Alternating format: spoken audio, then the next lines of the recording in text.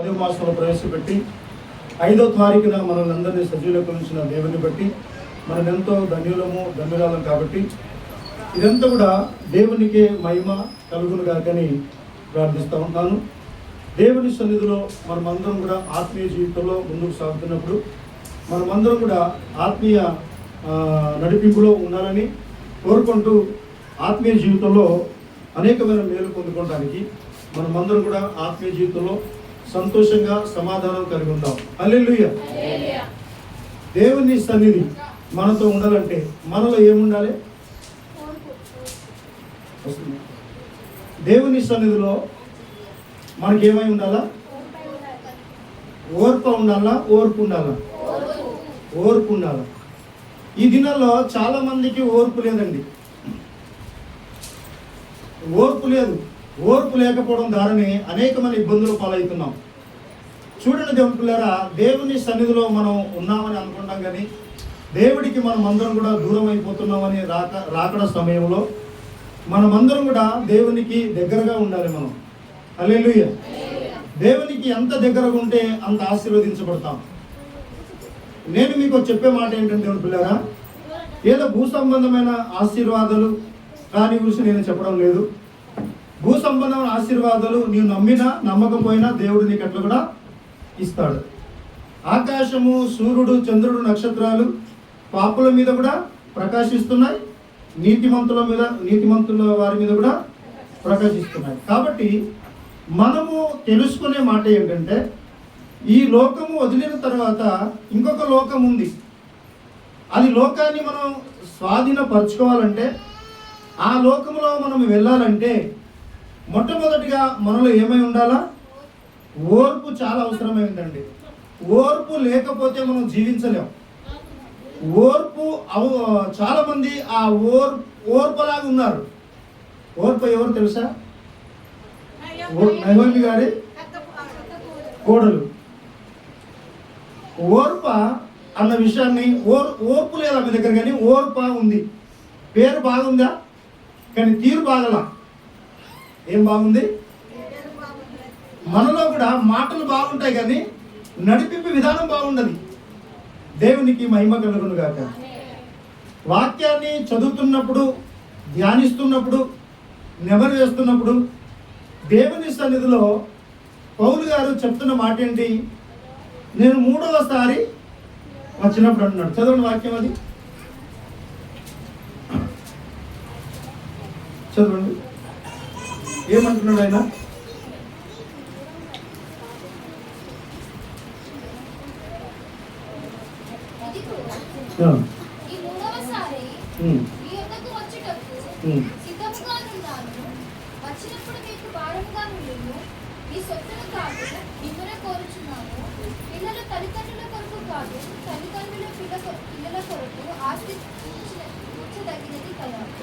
దేవునికి మహిమ కలుగును గాక. ఇక్కడ చదువుతున్న మాటల్లో దేవుని పిల్లరా ఏమంటుంది వాక్యం అంటే, ఇదిగో ఈ 3వసారి మీ యొద్దకు వచ్చుటకు సిద్ధముగా ఉన్నాను అంటున్నాడు ఆయన. హల్లెలూయా. ఆయన ప్రయాణంలో మళ్ళొకసారి వస్తానంటున్నాడు ఆయన. ఎవరంటున్నారు? అది పౌలు గారు తన సువార్త ప్రయాణంలో ఉన్నాడు. ప్రయాణిస్తున్నప్పుడు, ముందుకు సాగుతున్నప్పుడు, నేను మళ్ళీ ఒక్కసారి 3వసారి మీ యొద్దకు తిరిగి వచ్చినప్పుడు సిద్ధముగా ఉన్నాను, వచ్చినప్పుడు మీకు భారముగా ఉండను అంటున్నాడు ఆయన. ఎవరికి భారం ఉండను అంటున్నాడు ఆయన? ఎవరికి చెప్తున్నాడు ఈ మాట? సంఘానికి చెప్తున్నాడు మాట. సంఘముతో మాట్లాడుతున్నాడు ఆయన.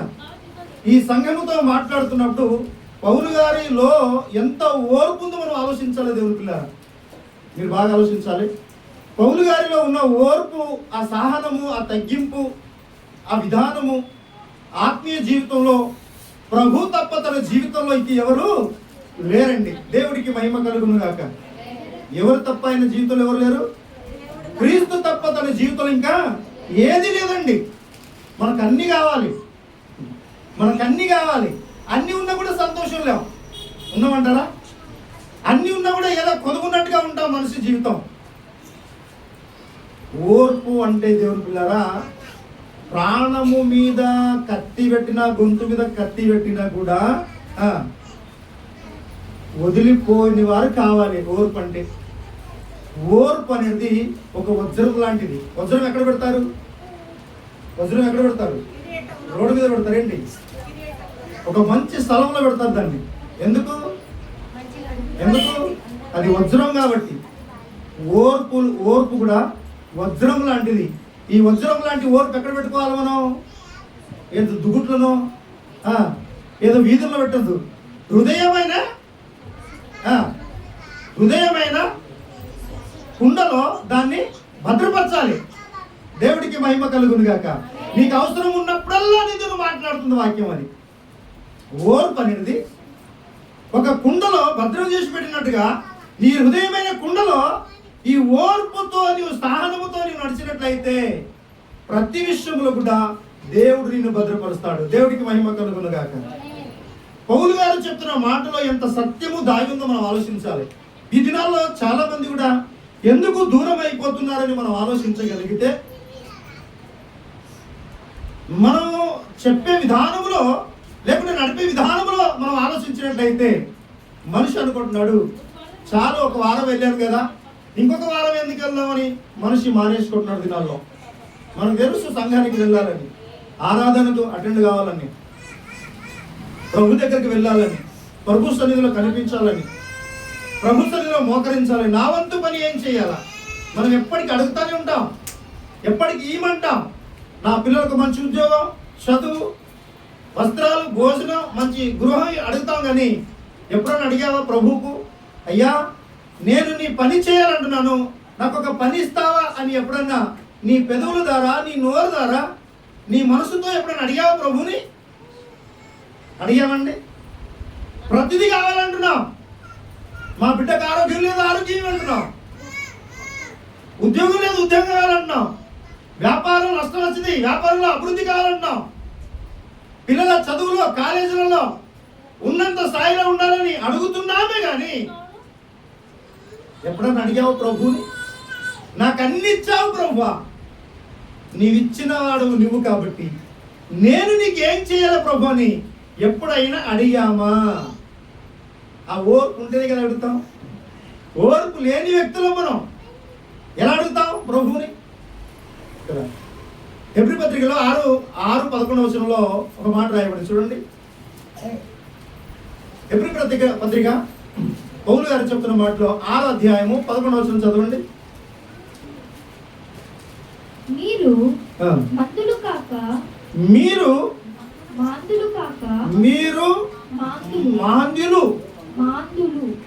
మందులు కాక విశ్వాసము చేతను ఏంటండి? విశ్వాసము చేతను ఓర్పు చేతను వాగ్దానములను స్వతంత్రించుకొను వారిని పోలి నడుచుకున్నట్లుగా మీలో ప్రతి వాడును ఈ నిరీక్షణ పరిపూర్ణమగు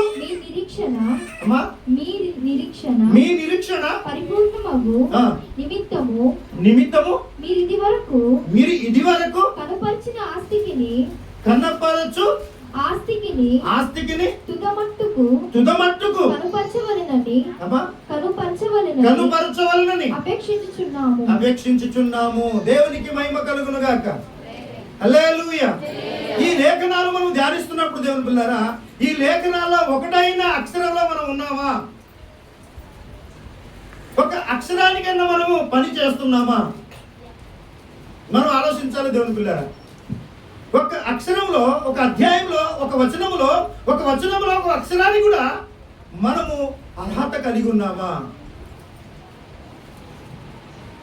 ఆ అర్హత ఎప్పుడు వస్తుంది అని మనం ఆలోచించగలిగితే, ప్రభు మనసు ఏంటో నీవు అర్థమైతే, ఆ ఓర్పు జీవితంలో నువ్వు కలిగి ఉన్నట్లయితే ఖచ్చితంగా దేవుడు నిన్ను బలపరుస్తాడు, మనందరినీ బలపరుస్తాడు. ఈ ఆరాధనలో దేవుడు నడిపించిన విధానంలో మనం చూస్తే దేవుని పిల్లారా, మన కష్టంలో, మన బాధల్లో, వేదనలో గడిచిన 9 మాసాలు గడిచిపోయాయి. 10వ మాసంలో ప్రవేశపెట్టి 5వ తారీఖున సజీవ లెక్కలు ఉంచిన దేవుణ్ణి బట్టి మనలో ఎంత ఓర్పు కలిగి ఉండాలి దేవుని పిల్లారా. ఈ దినం చాలా మందికి ఓర్పు లేదండి. ఓర్పు లేని జీవితాలు. ఈ దినం ఎందుకు రాలేకపోయారు? ఒకసారి వస్తే అలాగే ఎత్తాం, ఒకసారి రాలా. దగ్గర ఉంటాం రాలేం, దగ్గర ఉంటాం కానీ రాలేము. ఎందుకు రాలేము చెప్పండి? ఎవరు లేకుంటున్నాం మనం? ఎవరు లేకున్నాం చెప్పండి? ఇప్పుడు ఓర్పలాగున్నాం. అవును, ఓర్పలాగున్నాం. ఓర్పులతో లేం మనం. ఓర్ప లాంటి మనసు కలిగిన వారు మనం. ఎందుకు రూతమ్మని ఆమె ముద్దు పెట్టుకుందంటే, ఎవరు ఎప్పుడు ముద్దు పెట్టుకుంటారు చెప్పండి ఒకసారి? ముద్దులో రకాలుగా ఉంటాయి, మీకు తెలుసో లేదో. బైబిల్లో ముద్దు ఎందుకు పెట్టాడు? యూదా ఇస్కరియోతు ఎందుకు పెట్టాడు? నీ పీడ వదిలిపోయింది అన్నట్టు పెట్టేశాడు ఆయన. అవునా? యేసుక్రీస్తు పట్ల అంత పని ఎందుకురా నీకు అసలు? యేసుక్రీస్తు ఏం చేస్తాడు? వ్యభిచారాన్ని మానిపించాడు ఆయన, తాగుడు మానిపించాడు ఆయన, దొంగలను మానిపించాడు ఆయన, అబద్ధికులను నిజమైన మార్గాలను నడిపించడానికి, అబద్ధాన్ని తొలగించి సత్య మార్గాలను నడిపించడానికి ఆయన నీ గురించి శ్రమపడ్డాడు. ఆయన మన గురించి రక్తము కార్చాడు. ఆయన మన మేలు కోరి ఆయన హింసపడ్డాడు. మన మేలు కోరి శ్రమపడ్డాడు. మన మేలు కోరి సిలువ మీద శ్రమను అనుభవించాడు. అనుభవించిన ఆయనని యూదా ఇస్కరియోతు ఏం చేశాడు? ఎందుకు అమ్మేశాడు? ఆ 30 వెండి నాణేలకు అమ్మేశాడు. చివరిగా శిష్యులు అందరూ ఒకలాగా ఉన్నారు కాబట్టి భటులు అడుగుతారు, అధికారులు అడుగుతారు, అయ్యా మరి అందరూ ఒకలాగా ఉన్నారు కదా, ఆయనను గుర్తుపట్టడం ఎలా? నేను చెప్తాను కదా. ఏం చెప్తాను? నేను ఎవరైతే ముద్దు పెట్టుకుంటానో ఆయనే క్రీస్తును పట్టుకోండి అన్నాడండి. ఎంతగా చూడండి దేవుని పిల్లారా. ఈ దినాల్లో మన జీవితంలో కూడా ఒక్కొక్కసారి ఆలోచిస్తూ ఉంటే మనం అలాంటి కోణంలో ఉన్నట్లని కనిపిస్తుందండి మనకి. దేవునికి మహిమ కలుగును గాక. హల్లెలూయా. దేవుడు చెప్పే ప్రతి మాట కూడా మనం ఆలోచించగలిగితే, దేవుల్లో మనం నడిచినట్లయితే దేవుని పిల్లారా, ఎందుకు మనలో ఓర్పు లేకపోయిందని మనం ఆలోచించగలిగితే, అవునండి, ఓర్పు కలిగిన వారు ప్రతి విషయంలో లోబడతారండి. ఓర్పు లేని వారే లోబడడానికి ఇష్టపడరండి. ఓర్పు మనిషికి చాలా అవసరమైందండి. యోబు మనం చూస్తూ ఉంటాం, ఎంత ఓర్చుకున్నాడు ఆయన, ఓర్పుతో ముందుకు సాగాడు ఆయన. ఎన్ని శ్రమలు, ఎన్ని బాధలు, ఎంత కష్టం, ఎంత వేదన, ఎంత కష్టాన్ని అనుభవించాడో ఆ ఓర్పులో కూడా ఎవరు కనపరుస్తున్నారండి? కష్టములు కూడా, ఆ శ్రమలు కూడా ఎవరిని కనపరుస్తున్నాడు? దేవుణ్ణి కనపరుస్తున్నాడు. ఓర్పు అంటే అదండి. ఈ దినాల్లో మనం ఉన్నామలా ఆ విధానం నడుస్తున్నామండి. ఎందుకు మనిషి జీవితాన్ని పతనానికి దగ్గర అవుతుందంటే, వాస్తవానికి మనం చెప్పుకున్న మాటల్లో బైబిల్ ప్రకారంగా, వాక్యంలో మాట్లాడే ప్రకారంగా, దుర్దినములు రాకముందే మనం అందరం ఏమై ఉండాలంట? ఆత్మీయ జీవితంలో మెలుకగా ఉండాలి. ఎప్పుడు ఏ క్షణము, ఏ గడియ, ఏ నిమిషము మరణం వస్తుందో తెలియదు. కాబట్టి ఈ ఆరాధనలో నేను ఎందుకు వెళ్ళలేకపోయాను, నేను ఆరాధనకు దూరం అయిపోయాను అన్న ఆలోచన, భయము, భక్తి లేని ఆత్మీయ జీవితంలో ప్రయాణం చేస్తున్నారు. వారు నటించే మనుషులు అందరూ కూడా. దేవుని పిల్లల వాక్యంలో చెప్తున్న మాటలో, తోటమాలి ఎన్నోసార్లు చూశాడంట. ఎన్నిసార్లు చూసినా కూడా, ఎన్నిసార్లు చూసినా కాపు దాంట్లో లేదంట. ఓపిక పట్టాడంట. ఓర్పుతో ఉన్నాడు. సమయం ఇస్తాం అని ఇచ్చాడంట. కానీ ఏ మాత్రం కూడా పంట చేతికి రాలేకపోయింది. దేవుని తోటరాయి లోకము, నాటిన మొక్కలరాయి మనసులు. దేవుని తోటరాయి లోకము, నాటిన మొక్కలరాయి మనసులు. దేవుని తోటరా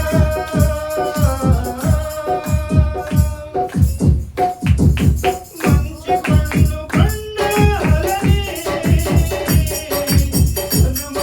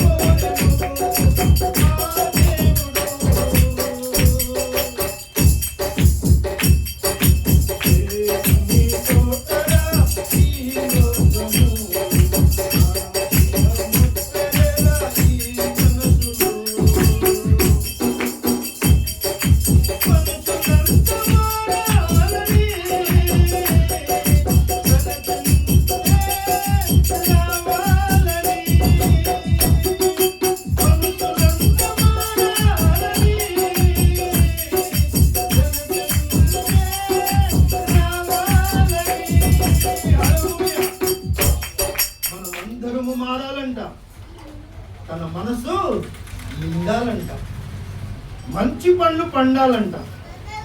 ఎంత భక్తుడు రాశాడండి మాట. మంచి పండ్లు పండాల, తన మనసే నిండాల. తన ఆకలి తీర్చాలి. ఎవరు తీర్చాలి ఆకలి? మనము తీర్చాలి. ఏ ఆకలి తీర్చాలి? ఆత్మీయ జీవితంలో ఉండి అనేక ఆత్మల పట్ల భారము కలిగి ఓపికతో ఓర్పుతో నువ్వు ముందుకు సాగితే, ఆత్మల భారము నీ మీద ఉన్నట్లయితే, సంఘ భారము నీ మీద ఉన్నట్లయితే దేవుడు ఖచ్చితంగా నిన్ను ఆశీర్వదిస్తాడు. హల్లెలూయా. ఆయన మనసు నిండాలి. ఎలా నిండుతుంది? మనసు ఒట్టిగా నిండుతుంది అయ్యా? ఏం పెడితే నిండుతుంది చెప్పండి? ఆయన మనసు నిండాలంటే ఏం పెడితే నిండుతుంది?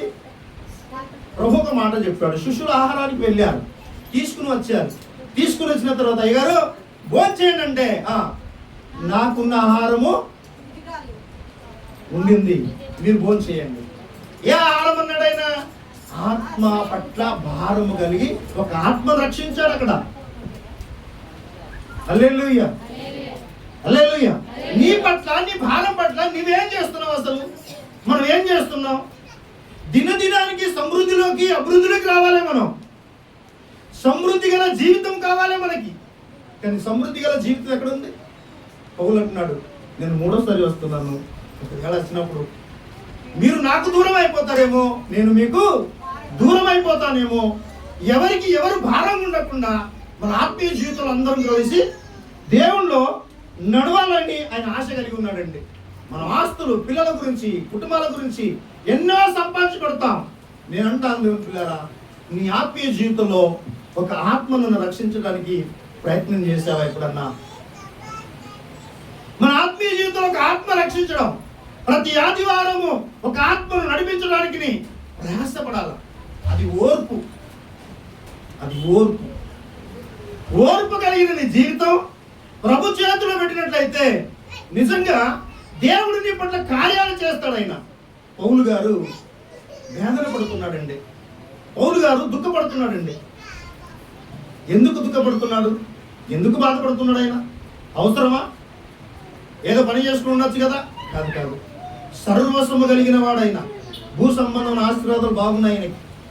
కానీ అవన్నీ కూడా ఎలా చేశాడంట? ఆయన పెంటతో పోల్చుకున్నాడంట. చూడండి దేవుని పిల్లరా, మనము కుటుంబములు కానీ, వాక్యములు కానీ, సంఘములో కానీ, ఒక ఉద్యోగంలో, వ్యాపారంలో కానీ మనకి ఎంత ఓర్పు ఉంటుందో అంత ఆశీర్వదించబడతామండి. దేవుడికి మహిమ కలుగును గాక. చదువు 15లో, కాబట్టి నాకు కలిగినది యావత్తు మీ ఆత్మల కొరకు బహు సంతోషముగా వయపరచెదను. చాలమ్మా, ఏమన్నాడు? కాబట్టి నాకు కలిగిన యావత్తు మీ ఆత్మల కొరకు బహుగా దేవుడికి మహిమ కలుగును గాక. ఆత్మల పట్ల భారం మనకు కావాలండి. ఎంత మంచి మాట అండి! ఈ మాటలు చూస్తుంటే దేవుని వల్ల ఎంత చక్కగా మాట్లాడుతున్నాడు ఆయన. కాబట్టి నాకు కలిగినది యావత్తు మీ ఆత్మల కొరకు బహు సంతోషముగా, బహు సంతోషముగా, బహు సంతోషముగా. ఎవరి పట్ల అంటే? మీ ఆత్మల పట్ల భారము కలిగి బహు సంతోషముగా వాయపరచెదను. నన్ను నేను వాయపరచుకుందు. నన్ను నేను మన మనల్ని తగ్గించుకోవాలి. మనమే నలగొట్టుకోబడాల. అలాంటి ఆత్మీయ జీవితంలో మనం ఉండడం ఎంత అవసరమైందండి. దేవునికి మహిమ కలుగును గాక. ఆత్మీయ జీవితంలో దేవుడికి దూరంగా కావద్దండి. నేను ఒకటే చెప్తా దేవుని పిల్లరా, మీరు ఆత్మీయ జీవితంలో దూరం కావద్దు దేవుడికి. మనుషులకు దూరమైన పర్లా, మీరు లోకానికి దూరమైన పర్లా, నీ భార్య భర్తలకు దూరమైన పర్లా. కానీ బ్రదరు, మన భార్య భర్తలకు దూరమైన కావాలని మీరు అంటున్నారని ఆ ఉద్దేశంతో మీరు అపార్థం చేసుకోవద్దు. మీరు పిల్లలకు అందిస్తున్నారు, వీరే నా సర్వస్వం అని అనకూడదు. ఆ పై వాక్యం అదే ఉందండి. ఏమంటాడు ఇక్కడ? తల్లిదండ్రులై పిల్లల కొరకు ఆస్తి కూర్చదగినది కదా. ఏ ఆస్తి కూర్చాలా? ఏ ఆస్తి కూర్చోమంటున్నాడు ఆయన? వాక్యమైన ఆస్తిని పిల్లలకు కూర్చోబెట్టండి. ఎలా కూడా వాళ్ళు ఇస్తారు. భూమి మీద మీరు నమ్మిన నమ్మకమైన ఆహారం ఉంటుంది మీకు, కానీ పరలోకములో చేరాలంటే ఆత్మీయ జీవితంలో పిల్లలకు మనం ఏమిస్తున్నాం? హల్లెలూయా. పిల్లలకు మనం ఏమిస్తున్నాం? ఆస్తులు కాదండి, అంతస్తులు కాదండి. నీవు ఎలాగైనా ఇస్తావు, అడిగినా అడగకపోయినా నీవు ఇస్తావు పిల్లలకు ఆస్తి. కానీ దేవుడు ఏమంటున్నాడు? వారి ఆత్మీయ జీవితంలో బలంగా ఉండాలంటే నా ప్రేమను వారికి చెప్పండి, నా ప్రేమను చెప్పండి, నా మాటలు చెప్పండి. దేవునికి మహిమ కలుగును గాక. ఆత్మీయ జీవితంలో మనం అందరం దేవుని పిల్లరా, ఒక్కొక్క వేళ దేవునికి మనం దూరం అయిపోతున్నామేమో ఒకసారి ఆలోచించండి. నువ్వెంత ఓర్పు కలిగి ఉంటే అంత ఆశీర్వదించబడతావు. ఏంటయ్యా అలా వెళ్ళాడుతున్నారు? అంగడా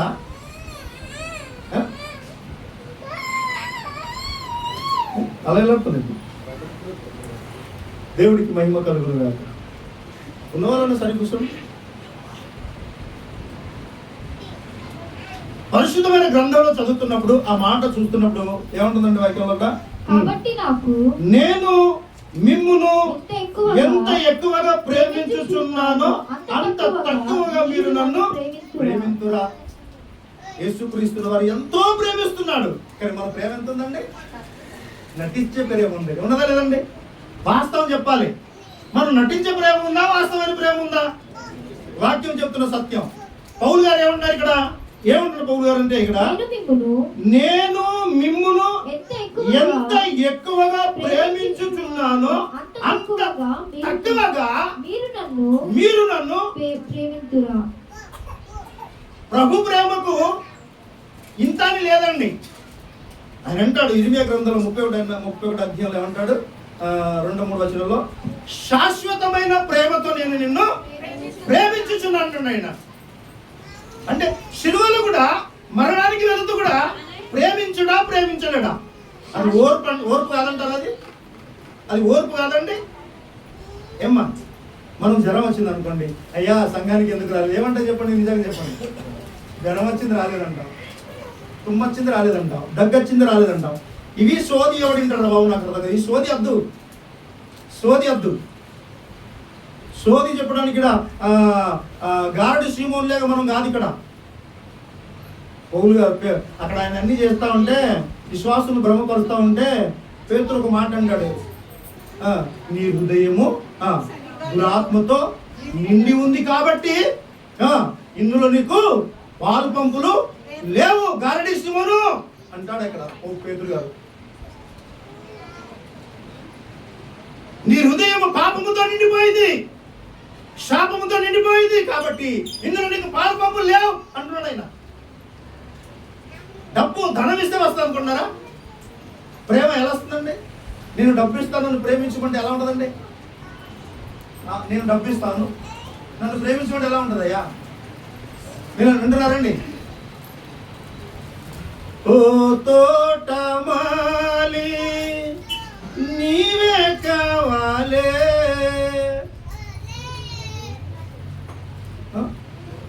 ఓ తోటమాలి నీ రక్షణలో నన్ను కాలే, ఓ తోటమాలి నీవే కావాలే, నీ రక్షణలో మమ్ము కాచాలే, నీవుంటే మాకు అంతే చాలయా, నీవుంటే మాకు ఎంతో మేలయా, నీవుంటే మాకు అంతే చాలయా, నీవుంటే మాకు ఎంతో మేలయా.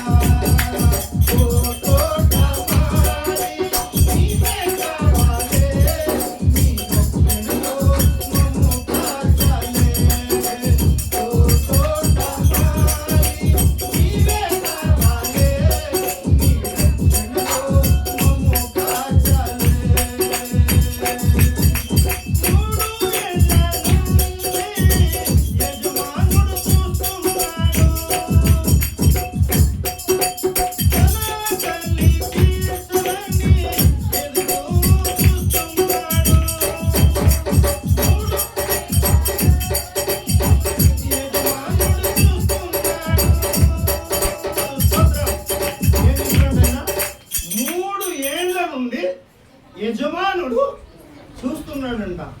ఆ తోటమాలి ప్రభు మనం ఏమైందామంట, మొక్కలమై ఉన్నాం.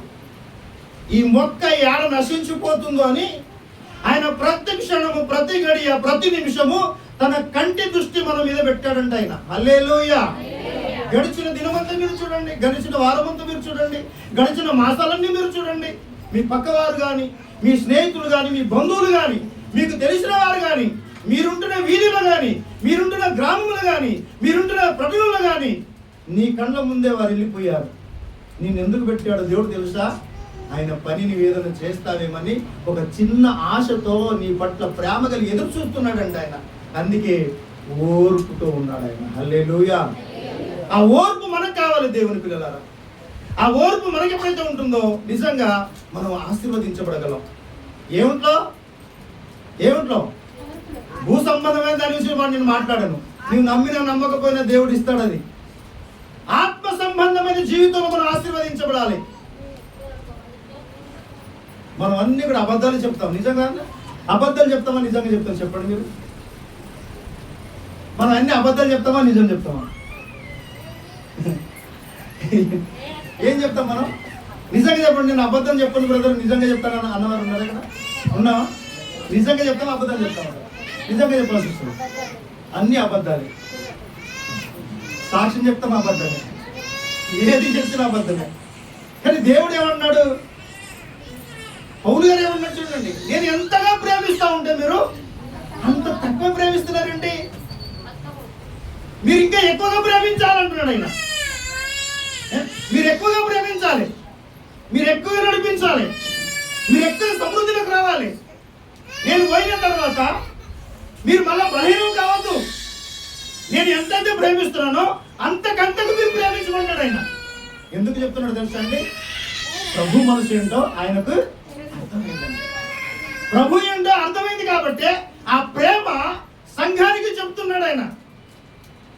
ఆ ప్రేమ కొరింథీ సంఘానికి పంచుతున్నాడు ఆయన. విద్య విషయంలో, రాబడి విషయంలో, పోయే విషయంలో, పరిచయ విషయంలో, ఆత్మీయ జీవిత విషయంలో మీరు ఓర్పు కలిగి ఉండమంటున్నాడు ఆయన. ఓర్పు లేకపోతే మనం వర్ధిల్లలేము దేవుని పిల్లారా.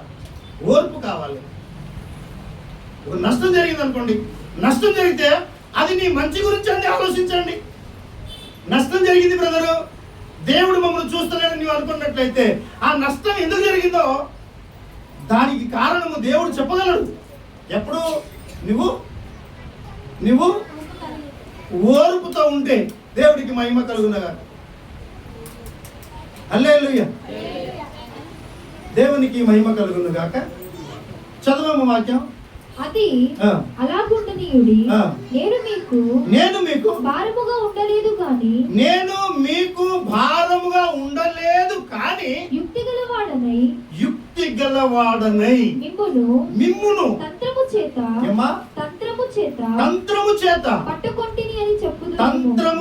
పట్టుకొంటినని చెప్పుదురేమో. నేను మీ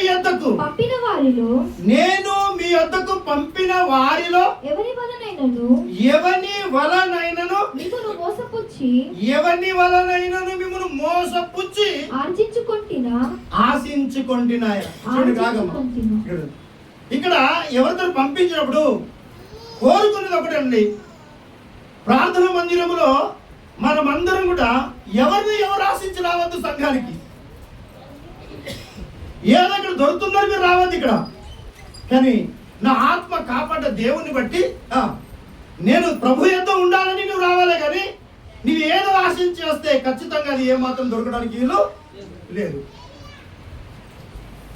ప్రభు నీకు ఇస్తున్న ఆ ఆనందాన్ని బట్టి, ప్రభు ఇస్తున్న నీకు సంతోషాన్ని బట్టి ఖచ్చితంగా ఆయన దగ్గర ఆశించకుండా రావాలి. ఆశించకుండా వచ్చిన వారే ఓర్పు కలిగిన వారండి. నీవు ఆశించి వచ్చావంటే ఓర్ప లాని మనసు. అక్కడ ఓర్పు అక్షరంలో తేడా ఉందండి, అంతే.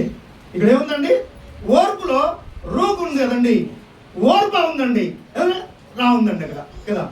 ఓర్పులో ఎందుకు ఓర్పు లేదు? ఎందుకు లేదు చెప్పండి? ఓర్పులో ఓర్పు ఎందుకు లేదు చెప్పండి?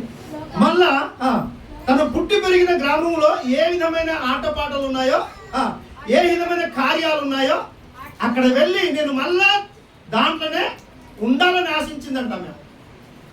ఈ బైబిల్లోనే సత్యం కొరింథీ పత్రికలో రాస్తూ ఉన్న మాటలేండి. మరి రూతమ్మ ఎందుకు వెళ్ళిపోలేదు? రూతమ్మ ఓర్పు కలిగిందండి. ఇంత విశ్వాసముతో వదిలిపెట్టకుండా కష్టమైన, నష్టమైన, భారమైన, దుఃఖమైన ఏంటండి అధ్యాంతరంలో వదిలిపెట్టి పోలే రూతమ్మ నహోమి అత్తగారిని కదండి. భర్త చనిపోయాడు, తనవారు ఎవరు లేరు, నాకెందుకులే ఈ ముసల్దాంతో ఉండడం, నాకు అవసరమా? నా ఇంటికి వెళ్తే మళ్ళీ నేను కొత్త పెళ్లి చేసుకోవచ్చు, సుఖ సంతోషంతో ఆనందం ఉండొచ్చు అని ఆమె అనుకున్నదా? అనుకుందండి. ఎంత ఓర్పు అండి.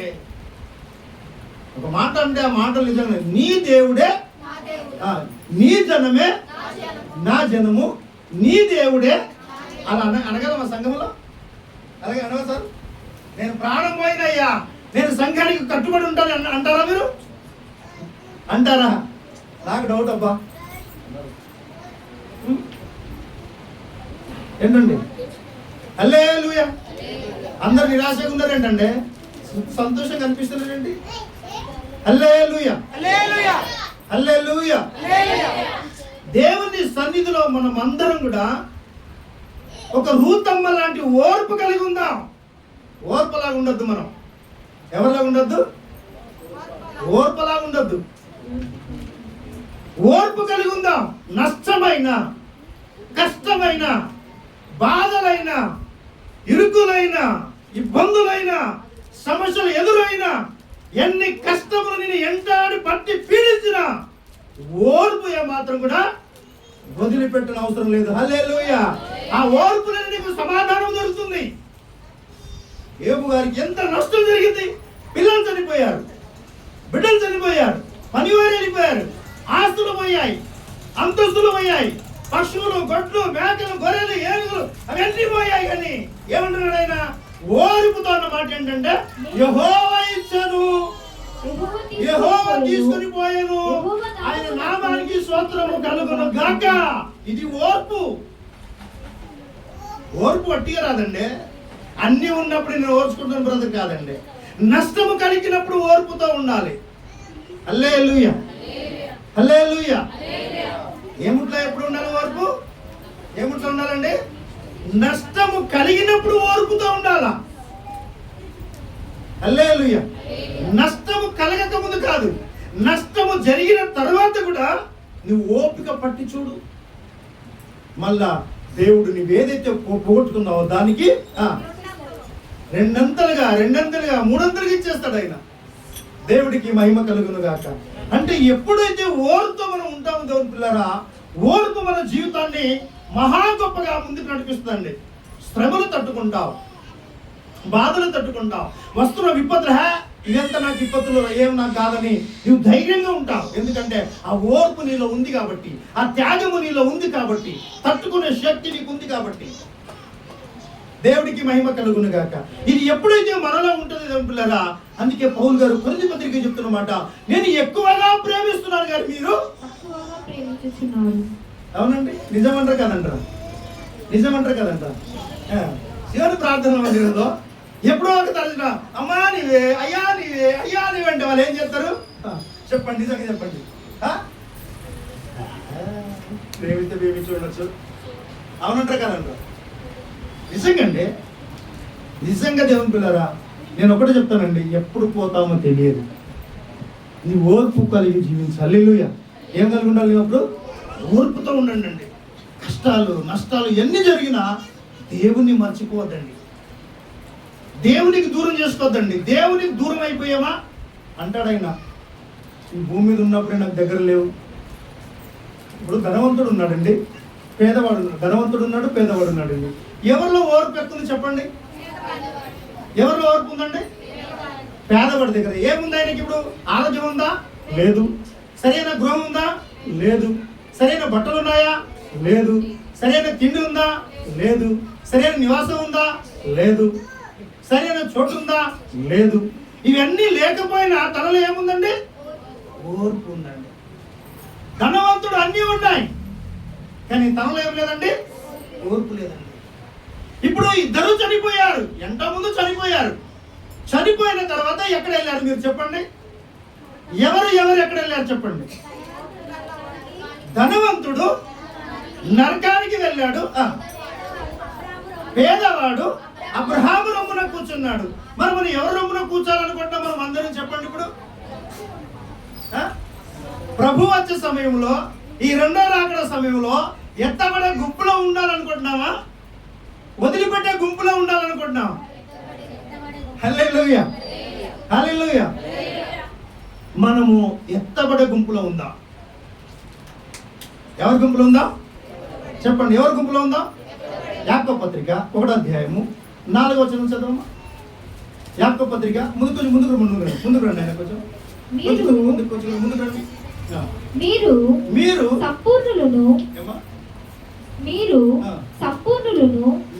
సంపూర్ణులను అనునాంకులను ఏ విషయములోనైనను కుదవలేని వారినై ఉంటున్నట్లు. ఏంటండి ఈ వాక్యం మీరు చూడండి, ఎలా ఉందో చూడండి అండి. మీరు మళ్ళీ ఒకసారి వాక్యం బైబిల్ అందరూ చూసి చూడండి ఎంత బాగుంటుందో వాక్యం. యాకోబు పత్రిక 1 అధ్యాయం 4వ వచనం. మీరు సంపూర్ణులు అనునాంకులను. ఎప్పుడు వస్తాడు సంపూర్ణులు? సంపూర్ణత ఎప్పుడు వస్తుందండి? సంపూర్ణత ఎప్పుడు వస్తుందండి? ఎవరు రాస్తున్నారు ఈ పత్రిక? ఇది రాస్తుంది ఎవరండి? యాకోబు గారు ఎవరి కొడుకండి? యేసుక్రీస్తుల వారికి సోయాను తమ్ముడు. యేసుక్రీస్తుల వారు మార్క్సు వార్తలో పరిచయం చేస్తున్నారండి 3వ అధ్యాయంలో. యేసుక్రీస్తుల వారు పరిచయం చేస్తున్నప్పుడు, ఎప్పుడైతే యేసుక్రీస్తుల వారు పరిచర్యకు వచ్చేసాడో వారి ఇంట్లో కొంచెం సంపద ఆగిపోయింది. అవునా? సంపద ఆగిపోయిన తర్వాత వీరు ఏం చేస్తున్నారు? అందరూ పని చేస్తున్నారు. అప్పుడు పని చేస్తున్న తర్వాతలో యేసుక్రీస్తుల వారు మార్క్సు వార్త 3వ అధ్యాయంలో వాక్య పరిచయం చేస్తున్నప్పుడు తన స్వయాన అన్నవారిలో ఈయనొక్కడు కూడా అక్కడ ఉన్నాడు. ఏమంటున్నాడు మీకు చెప్పండి ఒకసారి. 3వ అధ్యాయం అనుకుంటా 21వ వచనం అనుకుంటా. చదువుతారా? చూడండి, ఒక మాట చదవండి అక్కడ. 3వ అధ్యాయము. ఆయన ఇంటి వారు సంగతి విని ఆయన మతి చెల్లించి ఉన్నదని. అర్థమవుతుందండి ఇక్కడ. ఇందులో యాకోబు లేరంటారా? యాకోబు గారు ఉన్నాడా లేదా? గట్టిగా చెప్పాలా? ఇప్పుడు మనకు ఏమైనా ఇబ్బంది కొట్లాట జరిగింది అనుకోండి, మన ఇంటి వారు మనతో ఉంటారా లేదా? మీరు చెప్పండి ఒకసారి.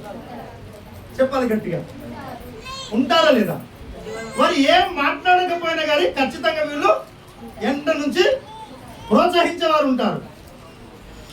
ఇక్కడ ఆయన ఏమన్నాడు? వాళ్ళందరూ ఏమంటున్నారు? ఆయన ఇప్పుడు మతి చెల్లించి ఉన్నదని చెప్పి ఆయనను ఈ మాట అన్నది ఎవరు? కుటుంబస్తులే. వీరు అవకాశం ఇస్తేనే కదా ఇంకొకటి వాళ్ళ దగ్గరికి వచ్చిండు. ఏమా అర్థమవుతుందండి? అవకాశము మన ఇంటి నుండికి వెళ్ళదు. మొదటిగా నువ్వు ఓర్పు కలిగి ఉండాలి.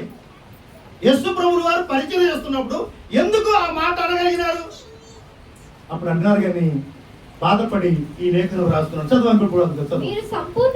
మీరు సంపూర్ణులు అనునాంకులను ఏ విషయములోనైనను కొదవలేని వారై ఉంటున్నట్లు. ఏ విషయంలో ఒకప్పుడు వారు కొదువ ఉంది వారికి. ఆ కొదువ ఉన్న దాంట్లో ఏమన్నారు? ఆయన్ని మతి చెల్లించిన వారు అని చెప్పారు. అదే మతి చెల్లించిన పెదవులతోనే, ఆ నోటితోనే మళ్ళీ ఏమంటున్నాడు ఆయన? ఏ విషయములోనైనా కొదువ లేని వారై ఉండునట్లు ఓర్పు తన క్రియను కొనసాగింపనివ్వండి. హల్లెలూయా. ఏ నోరుతోనైతే, ఏ పెదవులతోనైతే మాట్లాడినాడో అదే నోరుతో ఏమన్నాడు? తన ప్రభువుని కనపరుస్తున్నాడు ఆయన.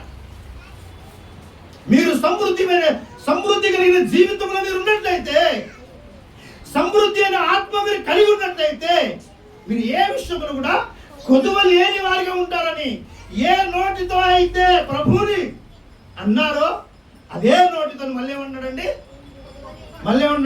కొదువ లేని వారు వలె. చెప్పండి ఇప్పుడు. హల్లెలూయా, హల్లెలూయా. మన ప్రార్థన మందిరంలో మనం కొదువ ఉండాలా, కొదువ ఉండకూడదా? కొదువతో ఉండాలి. నువ్వు బాగుపడ్డావు అనుకోండి, రేపక్కడ నేను పేదవాడు ఉన్నాను అనుకోండి, అమ్మా నాకు 10 రూపాయలు సాయం చేయమంటే ఇవా నువ్వు బూడిద రాసుకున్నావు, నేను బూడిద రాసుకున్నాను అనుకోండి, లాభం ఏముందంట? వినాలి కదా. హలో, నువ్వు బూడిదలో కూర్చున్నావు, నేను కూడా బూడిద రాసుకుంటే ఏమొస్తుంది? బూడిద రావుతుంది. అంటే నువ్వు బాగుపడితే నేను ఓర్చుకోవాలి, నువ్వు బాగుంటే నేను ఓర్చుకోవాలా, నువ్వు ఆశీర్వదించబడితే నేను సంతోషపడాలా. నా సోదరుడు నా సోదరి సంఘస్థులు బాగా సమృద్ధిలోకి వచ్చారు కాబట్టి రేపక్కడ వారి ద్వారా నాకు మేలు జరుగుతుందని వారి విషయంలో మనం ఎప్పుడు ప్రార్థన చేస్తూ ఉండాలా. హల్లెలూయా. ఇది ఓర్పు. వాడు ఎలా బాగుపడ్డాడు, ఆమె ఎలా బాగుపడ్డది అని ఇలాంటి మన ఎక్కడ ఉండొద్దు. ఆయన చెప్తున్న మాట మీరు ఆ 14 వచనాలు మొత్తం చదివినట్టుగా మీకు అర్థమవుతుందండి. అక్కడ దేవుడికి మహిమ కలుగును గాక. చూడు రామ ఇక్కడ రా. మీ యొద్దకు వెళ్ళుటకు, యాకోబు పత్రిక కాదు, కొరింథీ పత్రిక కాదు, మీ యొద్దకు వెళ్ళుటకు తీతును హెచ్చరించి అతనితో కూడా ఒక సహోదరుని పంపితిని.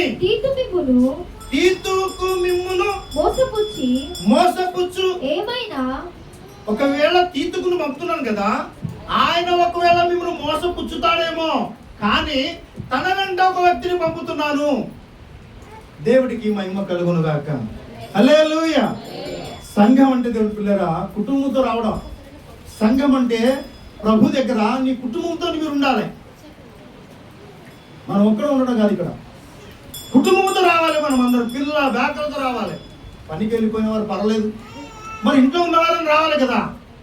వాళ్ళు రారు, రాని వారికి దేవుడికి మహిమ కలుగును గాక. తీతుకును పంపిస్తున్నాడు. తీతు మిమ్మును మోసపుచ్చి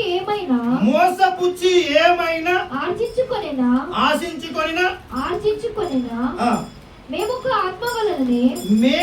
ఒక ఆత్మ వలనే ఒక అడుగు జాడలంటే మనమందరం ఎలా ఉండాలంటే ఇప్పుడు ఒకే ఆత్మలో కలిసి ఉండాలి. మనం మళ్ళొకటి ఒక్క అడుగు జాడలని నడుస్తుండాలి మనం అందరం. హల్లెలూయా, హల్లెలూయా. నీ ఆత్మ వేరు నా ఆత్మ వేరు అనొద్దు. వారి పరిచర్య వేరు ఈ పరిచర్య వేరు అనొద్దు. ఎక్కడైనా పొరపాటు జరిగితే దాన్ని ఖండించే పద్ధతి నీకు ఉండాలి. అబద్ధం చెప్తున్నప్పుడు ఖండించాలి. అయ్యా, క్రీస్తు ఆత్మ మనం సమృద్ధి కలిగి ఉన్నాం కాబట్టి నీవు అబద్ధం చెప్తున్నావు, మరి పౌలు గారు ఇలా చెప్పారు కదా, నీవు చెప్పింది ఇలా కాదు కదా అని దాన్ని ఖండించే వ్యక్తులుగా మనలోనే తయారు కావాలి. దేవుడికి మహిమ కలుగును గాక. ఏది చెప్తే అది వినిపోవడానికి కాదు, ఇక్కడ ఏది చెప్తే అది విని వెళ్ళడం కాదు. ఇక్కడ బైబిల్ బాగా నెమరు వేయాలా, పరిశుద్ధ గ్రంథాన్ని బాగా చదవాలా. తీతుకు పట్ల అంత నమ్మకమైన తర్వాత కూడా ఎందుకు తనతో ఇంకొక వ్యక్తిని పంపిస్తున్నాడు పౌలు గారు? చెప్పండి, ఎందుకు పంపిస్తున్నాడు? ఒక్కడే తీతుకన్నా ఆశమాష వ్యక్తి కాదు.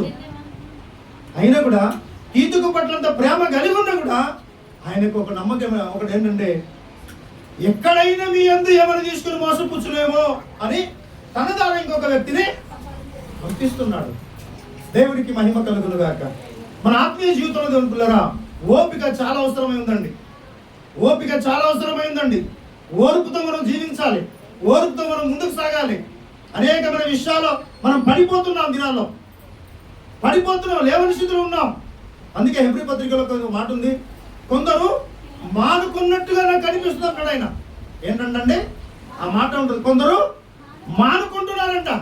మానుకునే వారు లేరంటారా? మానుకుంటున్నారు కొందరు. ఎందుకంటే మా వాళ్ళ ఇష్టం, ఎవరి ఇష్టం ఎవరి దారి వారి, ఎవరిని బలవంతం కాదండి. యేసుక్రీస్తుల వారు 4 సువార్తలో ఎక్కడన్నా బలవంతం చేసి రమ్మని ఎక్కడన్నా లేఖనం ఒకటి కూడా లేదండి. ప్రభు చెప్పిన మాట ఏంటంటే, నువ్వు వింటే బాగుపడతావు. ఆయన రమ్మన్నాడు, శిష్యులకు పిలిచాడు. ఆయన నేను మిమ్మల్ని మనసులో పట్టే జాలరులు చేస్తానన్నాడు. ఆయన ఎంత విశ్వాసులకు ఎంత ఓర్పు తెలుసా అండి. ఎన్ని కష్టాలు నష్టాలు జరిగినా కూడా ఓర్పుతో ప్రభు అడుగు జాడలో జీవించారు. చదవమ్మా. నేను ఇంతవరకు మా విషయమై మీకు సమాధానం చెప్పుకొనుచున్నాను. చెప్పుకొనుచున్నామని మీకు సమాధానము చెప్పుకొనుచున్నామని మీకు తోచునేమో దేవుని ఎదుటనే క్రీస్తు ఎదుట క్రీస్తునందు మాటలాడుచున్నాము. దేవునికి మహిమ కలుగును గాక. హల్లెలూయా. నువ్వు ఏది చేసినా ప్రభువుని బట్టి మాట్లాడాలి. ప్రభు లేకుండా నువ్వు మాట్లాడద్దు. నువ్వు ప్రభువుని బట్టి మాట్లాడాలి, క్రీస్తుని బట్టి మాట్లాడాలి, క్రీస్తుని హృదయం ఉంచుకొని మాట్లాడాలి. కానీ క్రీస్తుకు పక్క పెట్టేసి నువ్వు మాట్లాడడానికి అవకాశం లేదు. దేవునికి మహిమ కలుగును గాక. ఈ ఆరాధన అంతట్లో కూడా ప్రభు మనతో ఉండాలని మనం ఆరాధన చేయాలి. ఈ ఆరాధన ఎందుకు చేస్తున్నాము? ప్రభు కంటే ఎవరు అన్నండ మైసూర్ బజ్జీలో మైసూర్ లేదన్నాడంట. ఏం లేదంట? ఏం లేదు చెప్పండి ఒకసారి, చెప్పండి గట్టిగా చెప్పండి అబ్బా. మైసూర్ బజ్జీలో మైసూర్ లేదనంట, తీవిచ్చి చూశాడంట, మాయ లేదంట. మనం కూడా వాక్యం అర్థం కాని వారికి ఆరాధన ఎక్కడ ఉందండి? ఎక్కడ ఉంది? నీ వాక్యం చదవడమే నీకు ఆరాధన. హల్లెలూయా. ప్రార్థన చేయడమే ఆరాధన. నిన్ను నీవు దేవునికి సరెండర్ చేసుకొని నేను పాపిని ప్రభుని ఆరాధన. అది ఇద్దరు వ్యక్తులు వెళ్ళారు, ఇద్దరు వ్యక్తులు దేవాలయానికి వెళ్ళారు. ఒక వ్యక్తి ఏమన్నాడు? నేను ఏం లాగలేను, నేను అలా లేను, ఇలా లేను, ఉపవాసం చేస్తున్నాను, వారానికి ఉపవాసం చేస్తున్నాను, దశల భాగాలు ఇస్తున్నాను, సంఘానికి వెళుతున్నాను, యథార్థంగా ఉన్నాను అంటే ఏలెత్తి చూపించి మాట్లాడుతున్నాడు. కానీ ఇంకొక వ్యక్తి ఏమన్నాడండి? దూరం నిలిచి ఆకాశము తట్టు కనులు ఎత్తడానికి కూడా ధైర్యము చాలక రెమ్ము కొట్టుకుంటూ ఏమంటాడు? దేవా, నేను ఆరాధన కాదా? అన్న ఆరాధన నీకు కనిపిస్తుందా? ప్రభు సన్నిధిలో గడిచిన వారం అంతా ఏం చేసావా? ఒప్పుకోవడం ఆరాధన. ఏదో గంతులు వేయడం కదా ఆరాధన, ఏదో దుంకడం కదా ఆరాధన. ప్రభువుని బట్టి నీవు ఆనందించాలి. గడిచిన వారం అంతా కూడా నీవు మాట తప్పిపోయావేమో, ప్రార్థన తప్పిపోయావేమో, నీ స్నేహితులకు పిల్లలకు ఎక్కడ మాట్లాడేవేమో, నీ యజమానికి మాట్లాడేవేమో, నీ ఉంటున్న ఉద్యోగంలో ఏదైనా పొరపాటు జరిగిందేమో, ఆ పొరపాటు సరిదిద్దుకోవడానికే ఈ ఆరాధన కార్యక్రమం. దేవుడికి మహిమ కలుగును గాక. హల్లెలూయా. ఆరాధన ఎక్కడ ఉంది? ఆరాధనకు నీ మనసు బాగలేదు, అసలు నీ తీరు బాగలేదు, అసలు నీ హృదయం బాగలేదు. అసలు ఆరాధన ఎలా ఉంటుంది? ఈ పాపమైన పెదవులతో ఆయన దగ్గర ఒప్పుకోవాలి కదా. నేను పాపిని ప్రభా అని ఒప్పుకో, అది ఆరాధన. ఆయన ఏం చేశాడు? ఆకాశము తట్టు కనులెత్తుని ధైర్యం చాలక దూరంగా నిలబడి రొమ్ము కొట్టుకొని, దేవా, నేను పాపిని తండ్రి అంటున్నాడు ఆయన. ఏమా నన్ను, ఇది ఆరాధన. ఆరాధన అంటే ఏంటండి? ఆరాధన అంటే చెప్పండి. దుంకడమా? గంతులు వేయడమా? లైట్ పెట్టి డీజే పెట్టి దుంకడం అనుకుంటారా? ఆరాధన అంటే అది కాదండి. ఆరాధన నిన్ను నువ్వు తగ్గించుకొని ప్రభు పాదాలు పట్టుకొని అడిగితే అది ఆరాధన. డీజే పెట్టో, పైకి పెట్టో, లైట్ పెట్టో, డిజైన్ పెట్టో దుంకడం కదా ఆరాధన. పౌలు బాధపడుతున్నాడండి. ఆ వచనం చదవండి అమ్మ. ప్రియులారా, ఏమన్నాడు? ప్రియులారా, మీ క్షేమాభివృద్ధి కొరకు ఇవన్నీ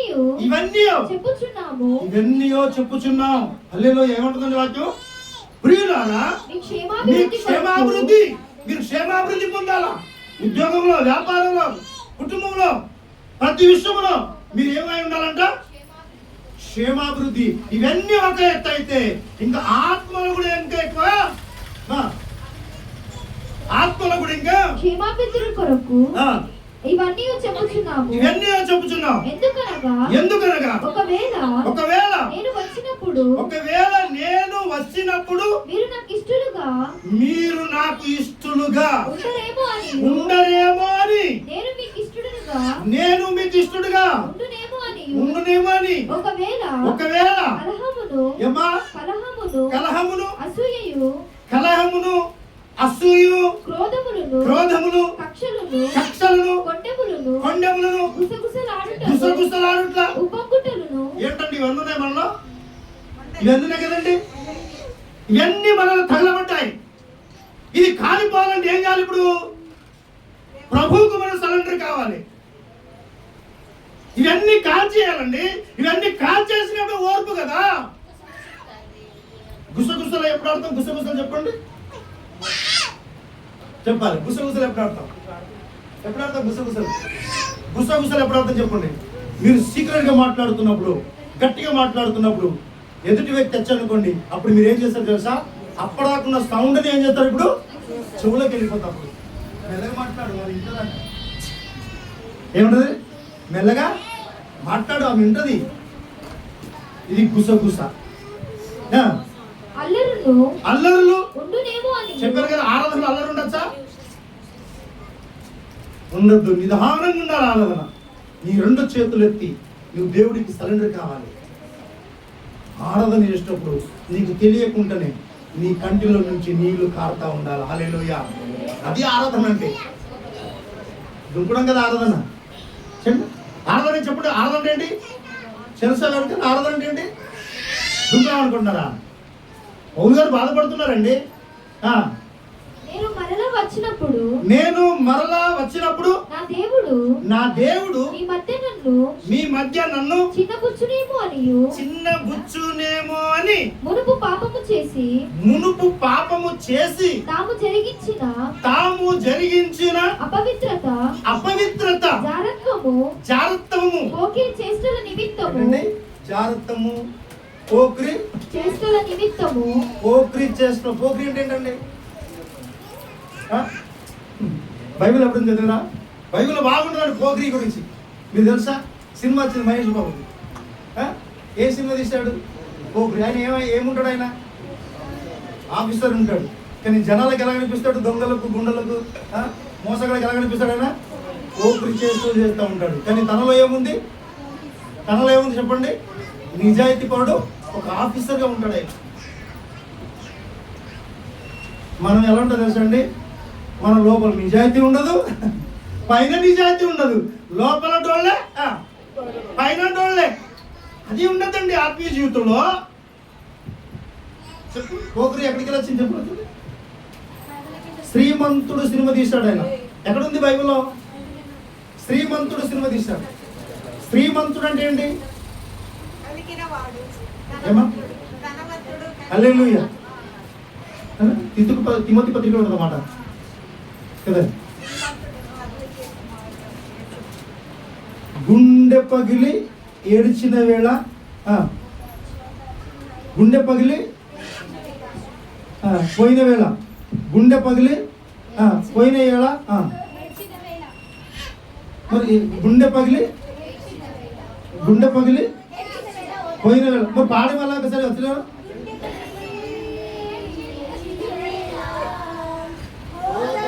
నేను చెప్పిన దానికి పాట కూడా ఎంత ప్రాముఖ్యం తెలుసండి.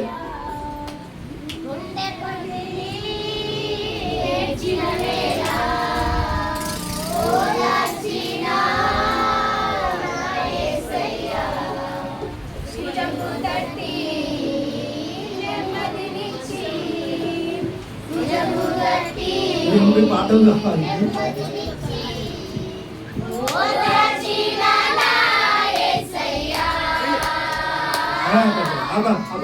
మీరు ఎట్లా పడతారు? గుండె పగిలి ఏడిచిన వేళ ఓదార్చిన నా యేసయ్యా.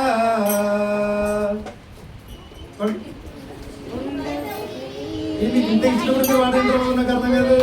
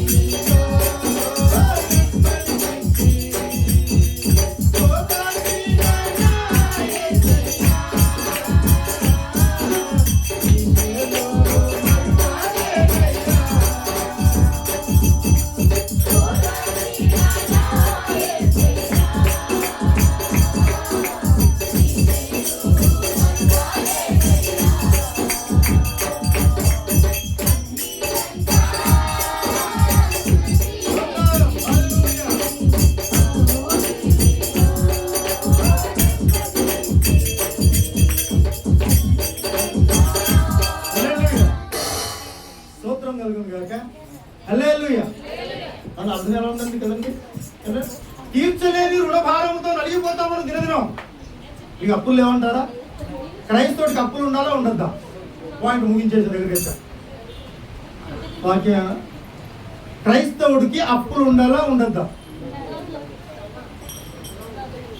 క్రైస్తవుడికి అప్పులు ఉండాలా ఉండద్దా? అయ్యగారు వినండి, అయిపోయింది. క్రైస్తవుడికి అప్పులు ఉండాలా ఉండద్దా?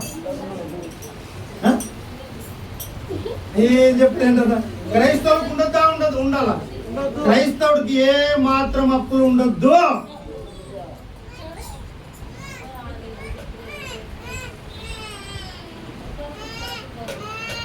క్రైస్తవుడికి అప్పులు ఉండద్దు. నువ్వు ఉపవాసం ఉన్న పర్లా, ఓపిక భరించు. నీళ్లు తాగి పండుకుంటే తెల్లారిపోతుంది. అప్పులుంటే పొద్దున అప్పులోడు వస్తాడు, నీకు చిన్న చూపు చూస్తారు. బైబిల్ చెప్తున్న సత్యం సామెతల గ్రంథంలో, నువ్వు అప్పుల వాడితో చేతిలో చేయి కలిపినట్లయితే అప్పులు తీర్చలేని వేళ నీ నీ కిందున్న పరుపుని అంటే ఏంటి? నీ భార్యను ఎత్తుకుపోతారంటాడా? అప్పులో తీసుకుపోతాడు. వరంగల్ జరిగింది అనుకుంటా, కరీంనగర్ వరంగల్. నిజంగా గత జిల్లాలో గుంటూరులో ఐజాలో చేసాం. ఒక ఆడపిల్లని చెట్టు కట్టేసి కొట్టేసిన అప్పులు భర్త తీర్చలేడని. తీర్చలేని రుణభారముతో కుములి కుములి ఏడ్చిన వేళ, తీర్చలేని రుణభారముతో కుములి కుములి ఏడ్చిన వేళ, శ్రీమంతుడా నన్ను దృష్టి, శ్రీమంతుడా నన్ను దర్శించి దీవించిన నా యేసయ్యా, యెహోవా నీవే నీవయ్యా, దీవించిన నా యేసయ్యా, యెహోవా నీవే నీవయ్యా.